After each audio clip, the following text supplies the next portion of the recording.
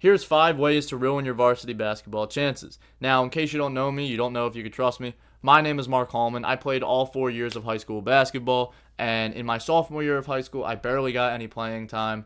I scored 13 points on the season, but then I locked in my junior year, and I scored 410 points, made first team all conference, became my team's MVP. Then in my senior year, I made first team all conference again. Also, I came back from an injury in my senior year. I broke my shoulder.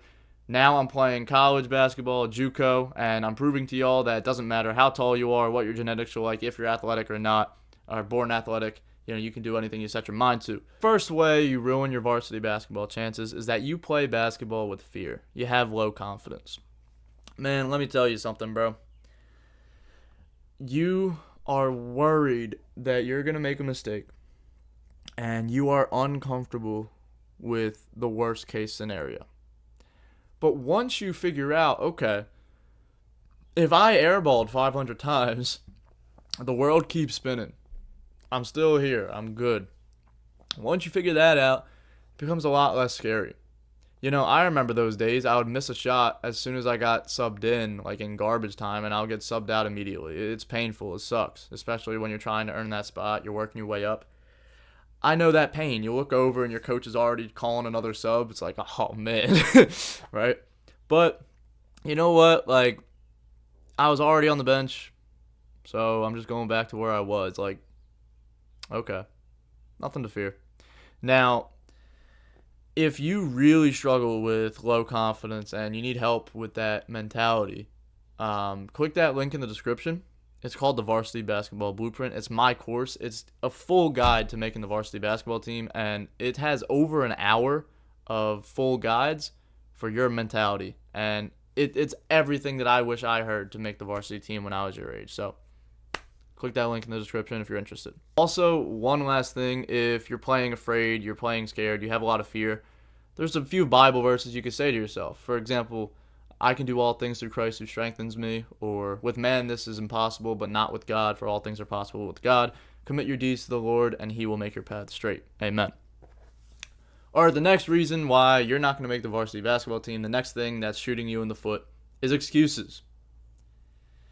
Man, the excuses that you make, they may be true. They may be valid. You may be short. You may be not very genetically gifted, whatever. And yeah, you're right by saying those things. I'm not going to invalidate your feelings. But what I will say is sitting around complaining isn't going to help you. And the last thing that you need is just regret because you didn't work hard, because you felt bad about yourself. Look, man, I'm 5'9". I can't even touch the rim when I jump. But I'm playing college basketball now. Crazy to think.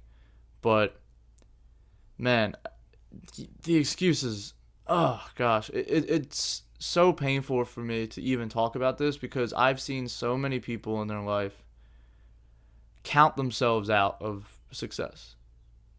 They have a gift that they can give to the world. They have an ability. They have something that they truly are passionate about.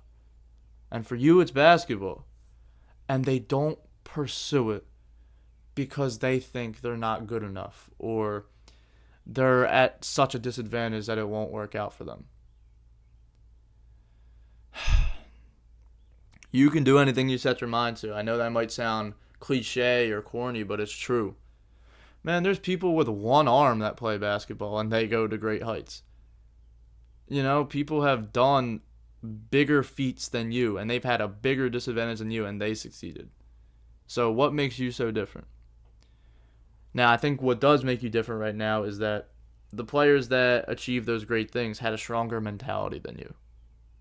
That's real. They weren't making the same excuses that you make. So, understanding that may hurt your feelings. I don't mean to, but I just want you to take a different perspective. I want you to understand that your success and failure, it is in your control. Now, defining success and failure, I'm not saying the results necessarily, like whether or not you score a certain amount of points or whatever, but to me, true success is being able to look yourself in the mirror and say, hey, I gave it all I had, and I'm happy with no matter what happens, I'm just going to let the chips fall where they may because I know I worked hard. I think that's true success. But failure is looking yourself in the mirror and not respecting yourself. The next way you're ruining your varsity basketball chances is that you have a poor lifestyle. So, if you vape, if you smoke, if you drink a lot, that stuff is going to affect you, whether you want to admit it or not. If you don't sleep very well, you don't exercise enough, you don't condition yourself, you eat crap food, it's really going to bite you, right? When you form your lifestyle, it should help you as a basketball player if you're serious about basketball. And since you're watching this far into the video, you are. So when you think about your habits, what do you do and how does it affect your play on the basketball court? Do you eat good foods? Do you sleep enough? Do you study the game at all? Do you watch film at all? That's a lot of great stuff that's going to help you on the basketball court. All right? Next, if you don't lift, you are wasting your chances. I'm telling you, bro. Start lifting as soon as you can. And no, lifting does not stunt your growth. I've heard it all the time. It does not.